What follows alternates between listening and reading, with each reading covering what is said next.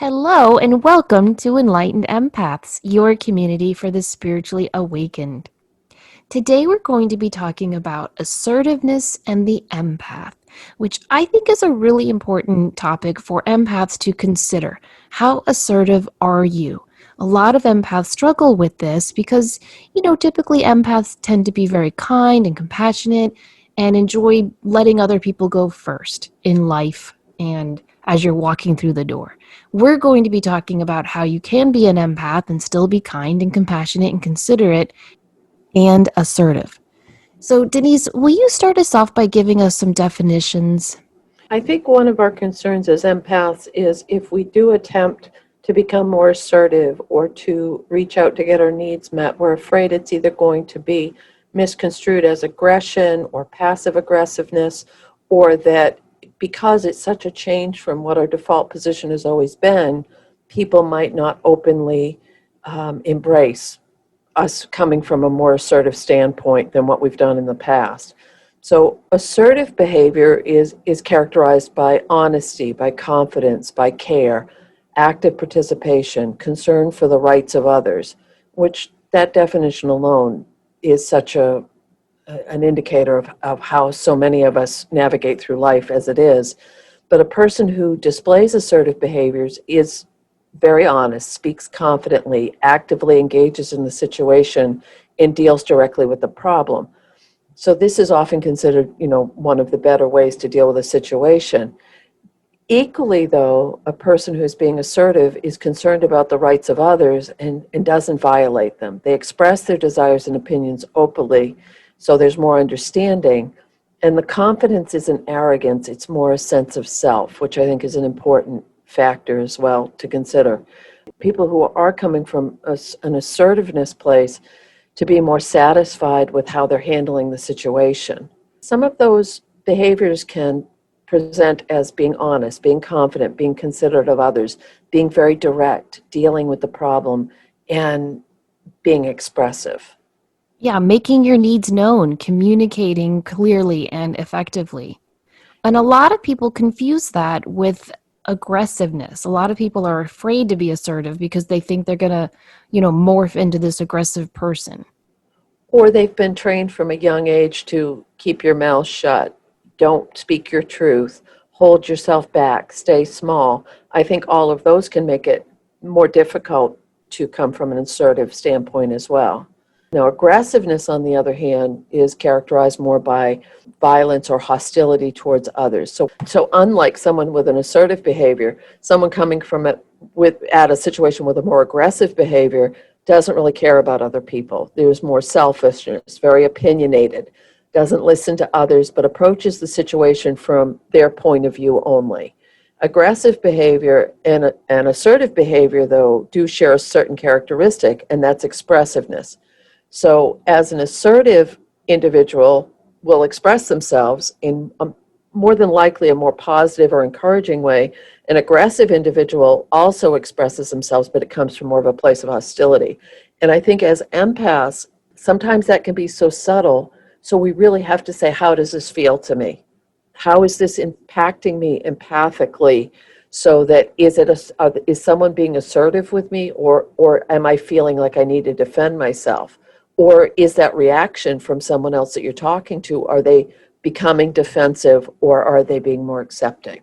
Aggressive behavior, there's violent and hostile, it still is expressive, it's governed by anger, it's inconsiderate, and often there's a lot of blame towards other people. There's not a lot of ownership.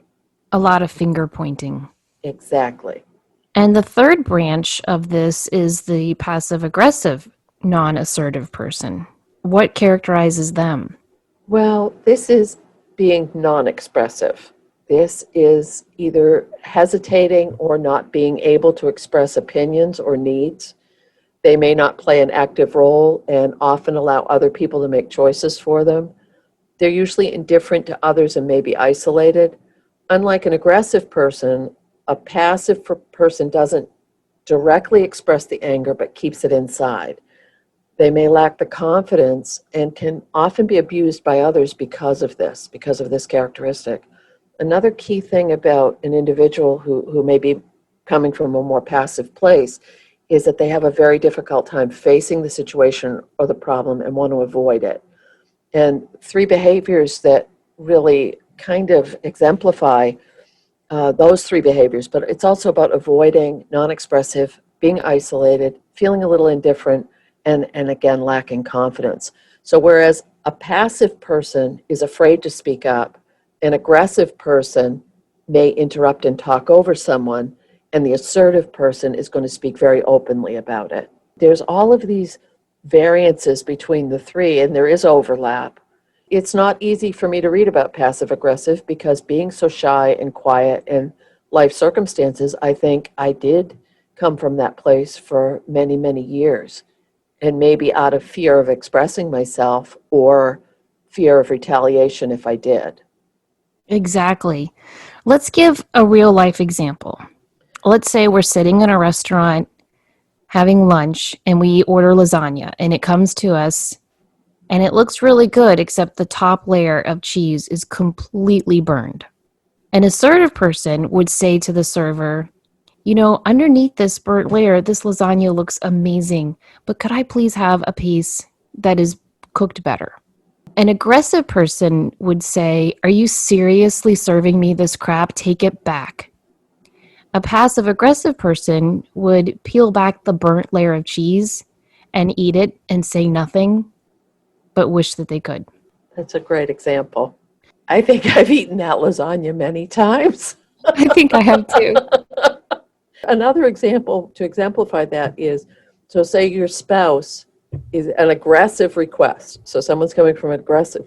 The least you could do is pick up my dry cleaning and don't forget this time like you did last week. Damn it, you never do anything right around here. That's pretty aggressive. Whereas a passive aggressive might come across more of, well, after you get your pedicure or do whatever it is that you do all day while I'm at work, would you mind picking up my dry cleaning for me? That's if you're not too busy. Whereas the assertive request would be, will you please pick up my dry cleaning for me on your way home tonight? So when you look at the emotional response that goes with each one, but we've all interacted with people with each one of those personas. Yes, yes. And like you said, a lot of them overlap, and maybe at different times we've been all of these labels. Right. And again, if you're exhausted, burnt out over, too many plates you're spinning and you come across with something that's blunt and maybe aggressive, please don't beat yourself up because, we all, I don't know about you, but I sure as hell haven't come close to anything near perfection yet. No, certainly not. But I think you can say a lot of stuff about me and you, and God knows people have. But I don't think you could call us aggressive. No, However, I know that you and I were not assertive in our early years, and we've no. learned to be assertive. So I just want to stress it is and can be a learned behavior. But it can also be really easy to revert back to old patterns with people who are triggers, with people from that time in your life when you might not have been as assertive, or if a situation is a replay of something else you've already lived with, it may bring you back to any of these behavioral ways of dealing with things. There's even body language differences with like a passive person will slouch and withdraw. An aggressive person may stand more rigidly, cross their arms, invade someone's personal space, whereas an assertive person may come across as more relaxed and adopt a more open stance and expressions. Maybe that's another key is if you're having a hard time reading someone else or deciding where am I coming from with this is check in with yourself physically and say, where is my body in all of this? That's a really good tip. And I think for many of us, assertiveness was kind of trained out of us as kids. We were Mm-hmm. taught to be nice to our siblings or go give our grandma a hug or do something just because I said so. If you went to church or synagogue on the weekends or temple, you were told to forgive others and turn the other cheek, which, I get. Those are lovely lessons, but it does indoctrinate someone to be more passive rather than assertive. So, some signs that you are not assertive in your life are that you have weak boundaries, you have a hard time saying no, you may have a lot of drama in your relationships, you feel more comfortable focusing on other people's problems than your own, you have a hard time making decisions, You tend to hold your emotions inside. You may avoid leadership roles. And you may feel guilty when you put yourself first. And you tend to put others above you. You tend to see others as having more, being more, or doing more than you are. So those are just some signs that you may not be assertive. Now, I think it's important to keep in mind when you do not present yourself as assertive, you're actually making other people uncomfortable. It can cause huge communication issues in your relationship, and you're just not actually listening to your intuitive, authentic self. Think about when you're sitting at a meeting, a conference, a presentation, and the person gets up to speak and they're so nervous that they're stumbling through their speech. How does that make you feel? It makes you feel awkward and uncomfortable, and you don't really enjoy the presentation or get anything out of it. Well, it's the same in our interpersonal relationships when we aren't assertive. It makes it so hard for the other people in our lives when we don't simply state our needs. And one of the things that really hit home for me, and when I was reading about the differences between the three ways of presenting, is they said a passive person may hurt themselves to avoid hurting others. And I think as empaths, some of us fall into that category. We don't want to cause any pain. And when you were mentioning the person on the stage that's stumbling, I always feel so bad for them. I always, I start praying for them and say, oh, don't worry, you'll get through this. And the assertive person may try to hurt no one else. They're not going to hurt anyone, themselves included. But just the whole thing of, I think so many of us do exactly that. We'll throw ourselves in front of the bus because we don't want someone else to feel that pain. So, give an example of that, like at work. I think maybe doing more than your share because someone else is going through a hard time and we'll have empathy and compassion. So we'll pick up the slack for someone else. Whereas an aggressive person may say, I'm not doing that. Do it yourself. And they may become more blame or again, those characteristics of blame or aggressiveness or demeaning someone else to get out of something they're not going to do more than their share. Oh, They're, like my old boss who had that "not my circus, not my monkeys" sign on her desk. yeah. And If I you asked her for help, she'd be like, "Nope, not my problem." That is amazing, isn't it, when you think about it? Just to have that way of looking at life. I was talking to a person the other day. They were saying that their child's teacher was older and at the end of the pandemic said, you know what, here's the assignments, here's the book, good luck. I don't know how to do the technology, I'm not doing it, and which feels pretty damn passive aggressive. And this man had a young son who was struggling with math, and he said, well, can you do a Zoom call? Could you do a tutoring? Could you do something with the class? She says, no, I can't. I don't know how and I won't. And that was Wow. it. And he went to the school and he went to the superintendent. Well, she's been here a long time and we really can't make her. And I thought that is exactly a good example in a weird sort of way of that. I don't have to, you can't make me, good luck, because I'm okay with this and you're not. That would to me is aggressive, not assertive. Right. Exactly. And selfish. And I think a big part of being aggressive is being a little selfish. I like, though, that what that said earlier about hurts others to avoid being hurt, because I think, again, learned behavior can be, I truly in my soul believe that we all come in with a clean slate and open hearts, and situations may hinder that in our lives and cause us to become more defensive or aggressive. Well, I, I've known a lot of aggressive people in my life, and I think if you scrape away all the anger and aggression, you'll find fear. yes, yes, or Yeah. vulnerability. Yep. And so I think passive aggressive people are running from a place of fear, and I think aggressive people are as well. Whereas assertive people are running their lives from a place of inner confidence at their core. Right, right. That's a good way to put it.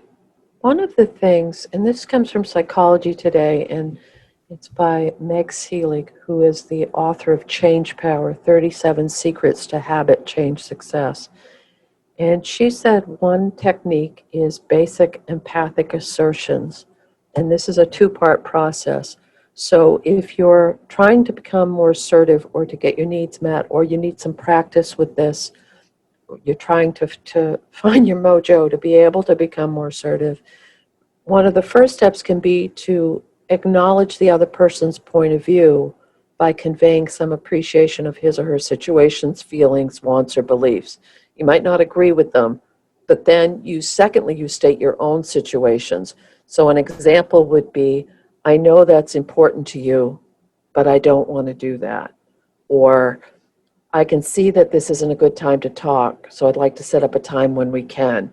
So you're not burying those feelings within, you're not passively sucking it up and then feeling bad about yourself.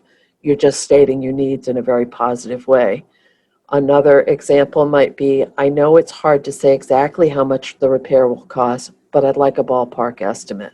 Or, I'm sorry, but I already have too much on my plate. And this is hard. These are hard ones, I think, because especially with the work you and I do, and we know some of our clients quite well, we know some of the people we work with, and we know that there are certain people when they reach out to us, and you can sense or feel, or you know when they do, you try to find a space for them as quickly as possible. And if you can't, it's really hard not to find that space to fit them in. If it's just, there are only so many hours in the day, but I really struggle with that. And I will try, and instead of saying, I'm sorry, I'm fully booked, I'll say, let me see what I can do to find you a spot. So is that not being assertive, or is that being kind? Well, that's a hard one. The way I deal with it is I strip everything away. So, in a situation like that, I think, what is most important to me in this situation? For me, it's always my kids. So, in a situation like scheduling, it's my children that take precedence. So then I fill in my schedule around their needs because that's my hierarchy of needs. If I'm having a communication, like you were saying before, with a contractor and I need to get a good estimate, I strip everything away. What do I need from this communication? I need a bottom line number. And so I'll listen to the whole sales pitch and all the stuff he'll throw at me about, you'll get this, you'll get that, and I'll politely listen and I say, look, I need a bottom line number. What is this going to cost me? And so looking at every exchange where you strip it away with all the fluff and nonsense and you just ask yourself, what do I need from this exchange? And you hold your ground politely, kindly, and confidently. That has helped me tremendously with scheduling, with communication, with getting my point across. My sons were my default for many, many years. They always came first. So I understand exactly what you're saying. And then, but then there's that part of, with people in a car repair, a contractor, a store interaction, something like that, no problem whatsoever. But when you get into the personal, or when you get into the family relationships or old friends, then I think it can be a little bit more difficult at times to stay in that place of being strong enough not to revert back. Ooh, I have a lot of experience with this. And I'll tell you what helps me. I journal it down. And so I will actually write down the conversation that I expect to have. And when you know a family member or a friend so well, you can pretty much guesstimate what they're going to say in response to your needs. Mm-hmm. So I'll write that all down and I'll come up with what I can say. And I tend to come up with three main points I need to get across in that confrontation, that argument, that difficult discussion, whatever it is. And if I write it down, it gets stuck in my head. And when I'm arguing or debating or whatever word you want to put in there with them in that difficult discussion, I can actually see on the page in my notes in my mind's eye those 3 points. Do you know what I mean? Because I've written Mm-hmm. it down, I've gone over it.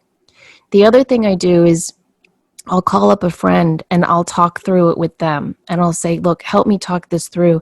Because sometimes when you're having a difficult personal discussion with a family member, you can't see anyone else's side except your own. So talking to a friend who's on the outside, who's not connected to you and that person in the same way. So let's say, for example, I need to have a confrontation with my mom. Oh, imagine that. I wouldn't I wouldn't call my sister because she's too invested in that.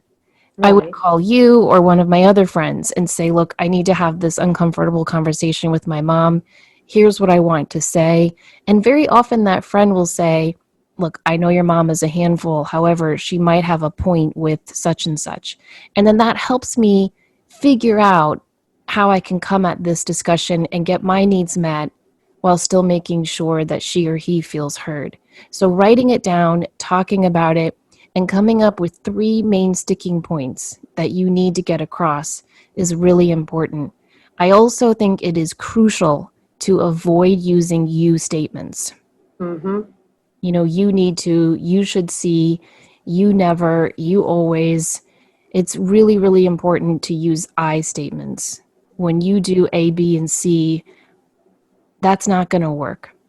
You need to say, you might not realize it. However, I feel X, Y, and Z when you're always late. How can we work through this together? So avoiding those you statements has been really, really key. That's all excellent, excellent advice. I've heard a lot about this is that the positive no. We've had conversations about this in the past. I'm sure we'll have conversations about this in the future, how difficult it can be just to say no sometimes. So again, going back to this article from Psychology Today and Meg Seeley and her information, she brought up that when you say something like, I'm sorry, but I can't do it, it's useful because you're giving the person you're talking to acknowledgement. While I'm sorry, but is enough in some situations, the phrase can place a lot of people on defensive alert. So because you're leading with no, a lot of times people will kind of shut down and just hear the no. So one way to make it into a positive no is, this is from Carolyn Webb, the author of How to Have a Good Day.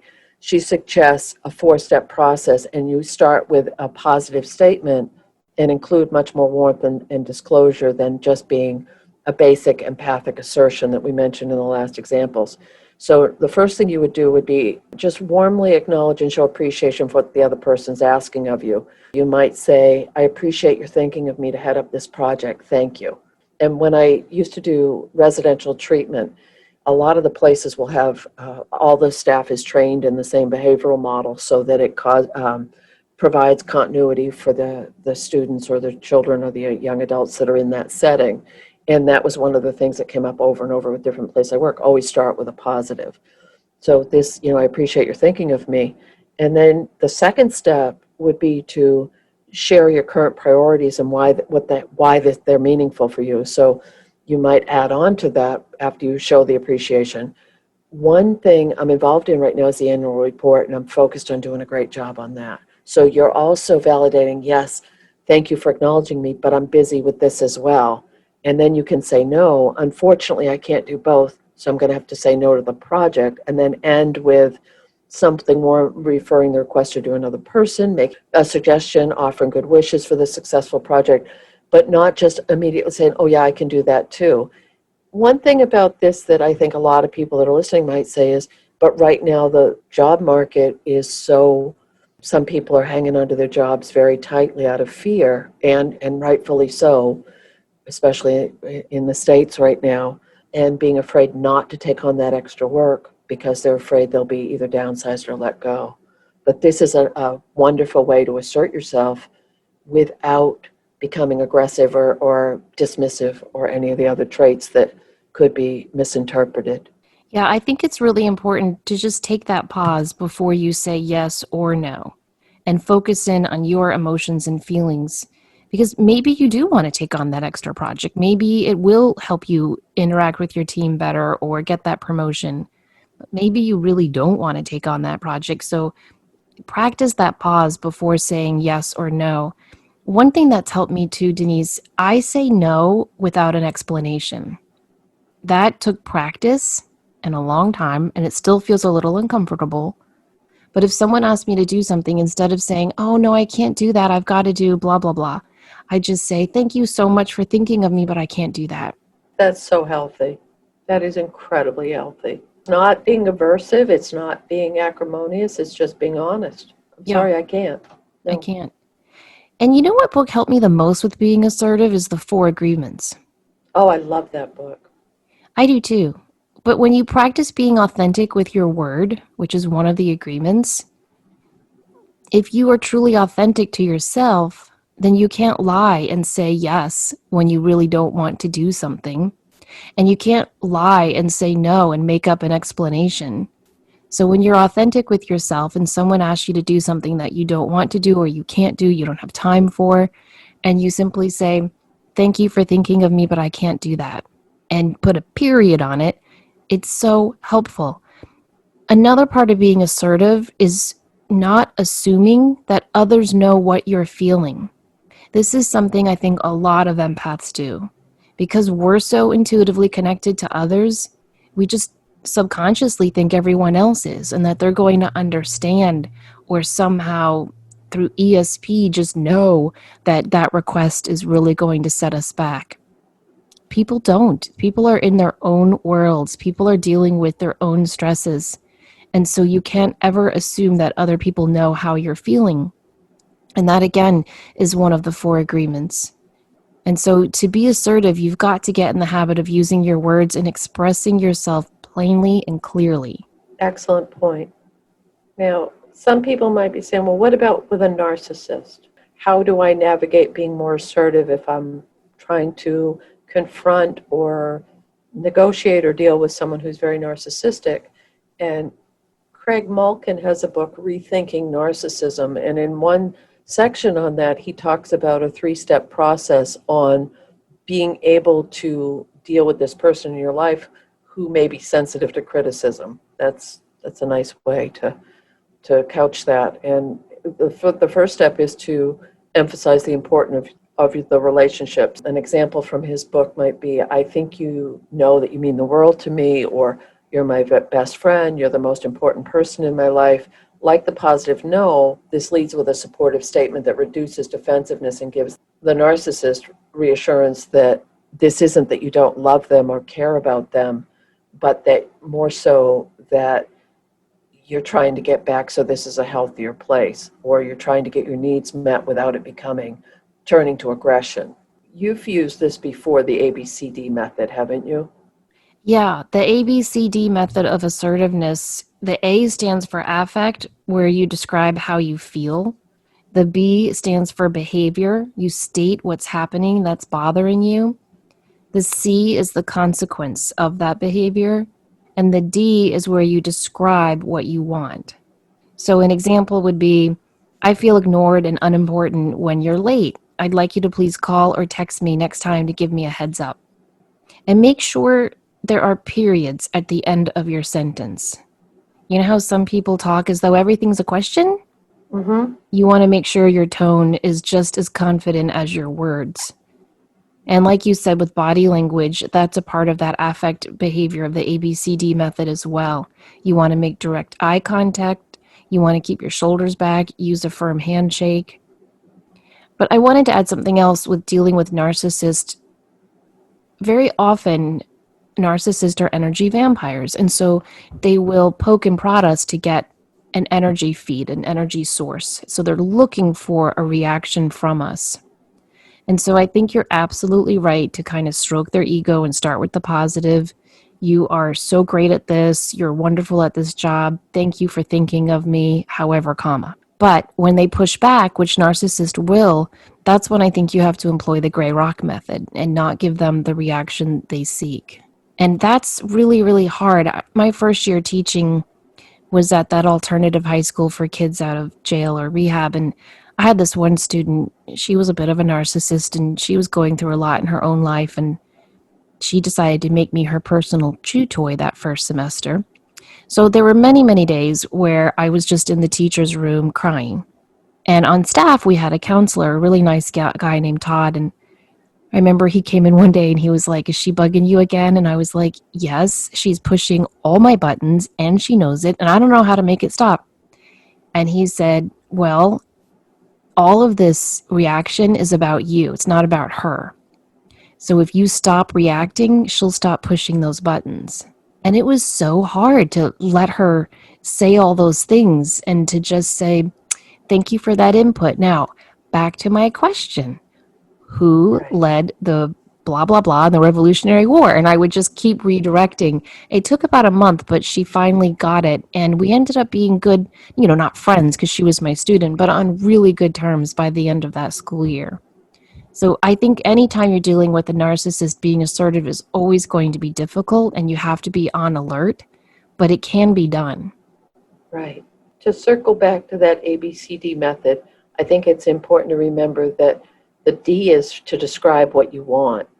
So saying that if you, and I keep having that old, this is how old I am, the old Jackson 5 ABC song in my head. So, I mean, if you do well with hearing music to remember things, you could make up lyrics for that. Anyway, an example might be for your affect, how you're feeling. When you don't greet me when I come home from work, I feel sad, like I don't matter in our relationship. So you hit the A, the B, and the C, and then maybe describe what you want. I'd like a hug, or maybe just ask me about my day. But I think it's important to bring that back around to making sure you're stating what you do need in that, because that comes back to the assertiveness again. Yeah, I agree. And sometimes I find with passive aggressive people, they don't know what they want. And that's half the problem. No, or they're afraid. Right, right. Afraid to actually acknowledge it. And so, this is again why meditation and journaling and talking it out are so important because you have to get to the heart of what's bugging you, why it's bugging you, and what you want to happen in order for that situation to change. Right. I think I'm going to circle back again is when you were saying about using I statements rather than you statements, which can become more accusatory.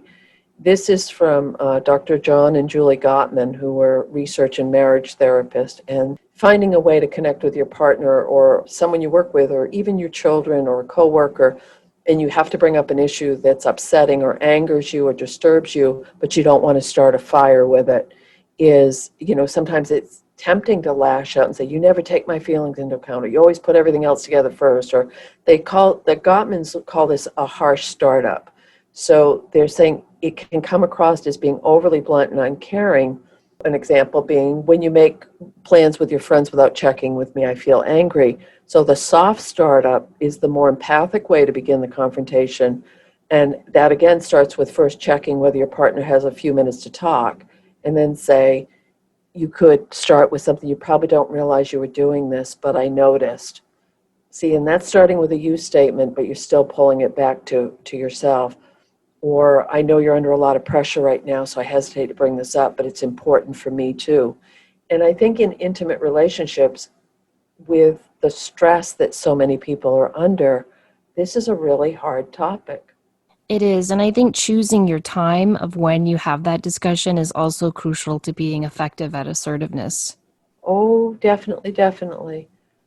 This is Yeah. not right before you go to sleep or when you're leaving for work or when in the middle. No, no, no. No, or And if your that, partner comes home from a crazy, stressful day, you don't want to be like, sorry, it's such a crappy day. Now sit down so I can tell you.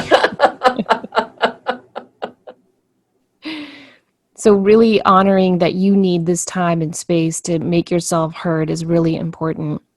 And, if you look at books like You Can Heal Your Life or Love, Medicine, and Miracles, I think it's important to consider that aggressive people tend to express that aggression through health issues, like with like a heart attack. Like most aggressive people, you'll see that correlation.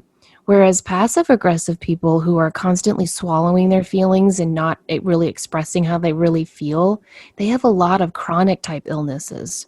So this affects your whole body, not just your mental emotional body. right. And as so many people are releasing past limitations or loop tapes or things that have kept them stuck in the same place, whether it's people or situations or belongings or whatever that might be, this might be another thing to let go of, is coming from a passive aggressive place or becoming aggressive if you feel threatened, and practicing. I love, love, love your idea of, practice, get those talking points so that when the situation does come up, you can come from a place of being assertive rather than feeling like you have to not be able to speak your truth. Yeah, because when emotions get involved, we lose our train of thought, and then we get derailed from that ABCD method. And so Right. sometimes you just have to take a step back from it and not engage in that moment. I remember years ago, one of my friend's boyfriends went on a rant against Catholics, knowing full well I was Catholic. Mm-hmm. And I really liked my friend and was not a big fan of her boyfriend, and I didn't want to start a big thing there.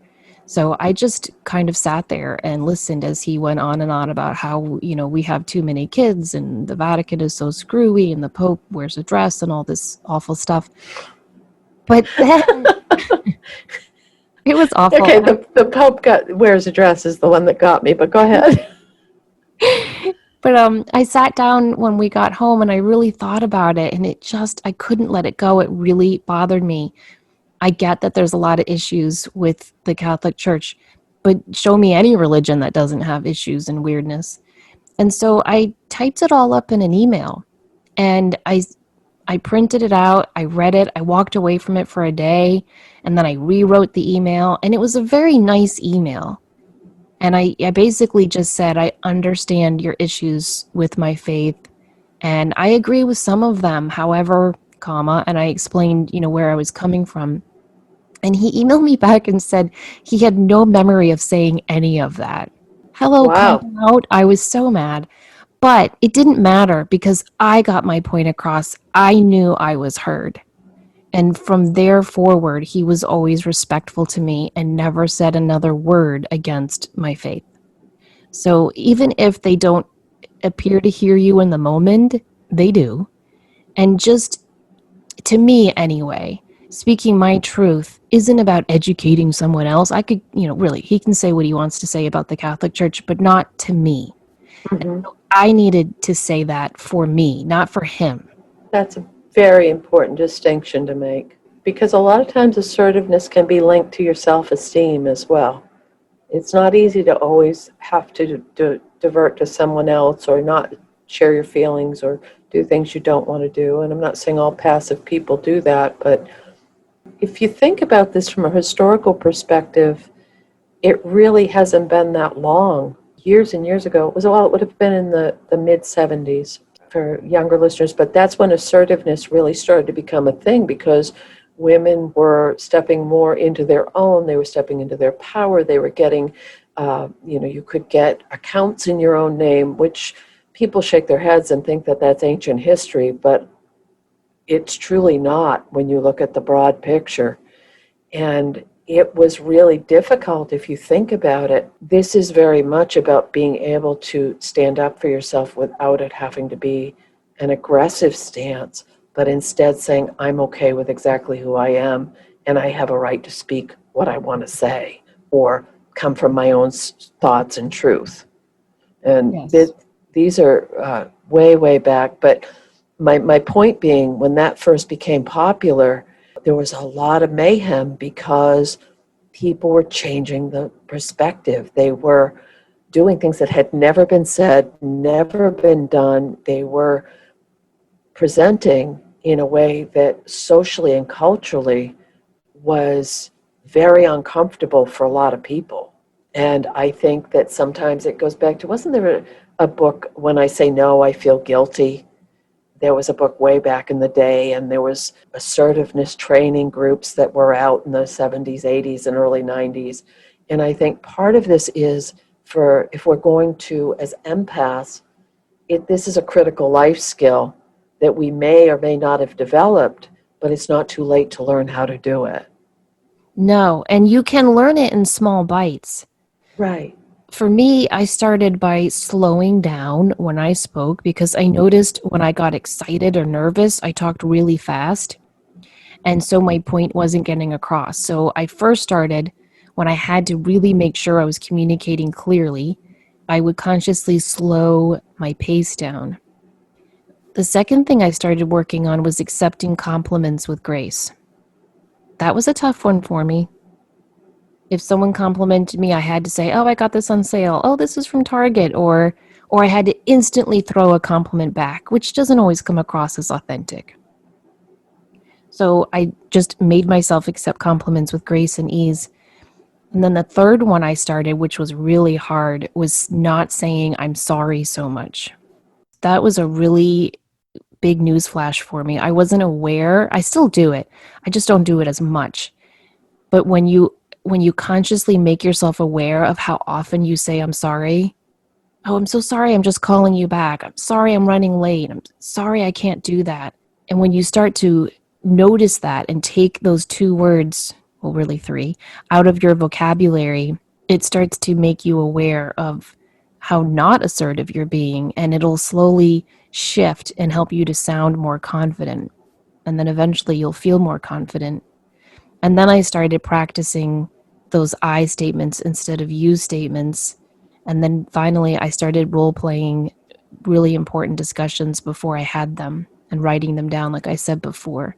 So I really worked on this in my own life. And I'm not saying I'm like Miss Assertive now, but I will say, Denise, that I did just cancel my cable with a lot of assertiveness. And remember, I think I called you that. And I was so You proud of did. myself.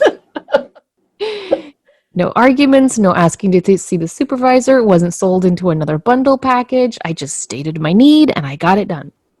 So I do know that this is a learned behavior that we can all acclimate into our own life.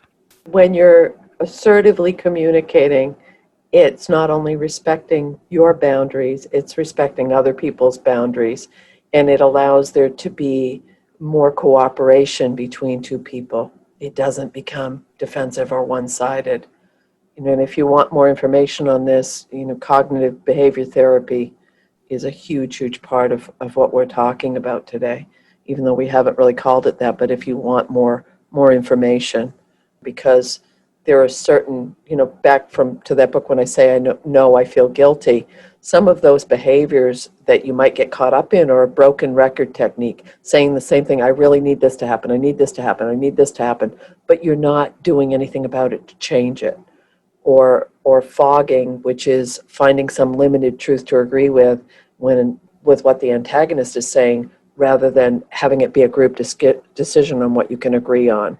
So there are so many different things that this falls under, but the most important part, I think, is when how much better it feels as an empath and as a human being when we speak our truth and stand up for ourselves, with knowing we're okay to say that.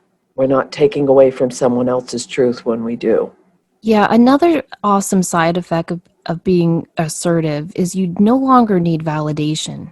Right.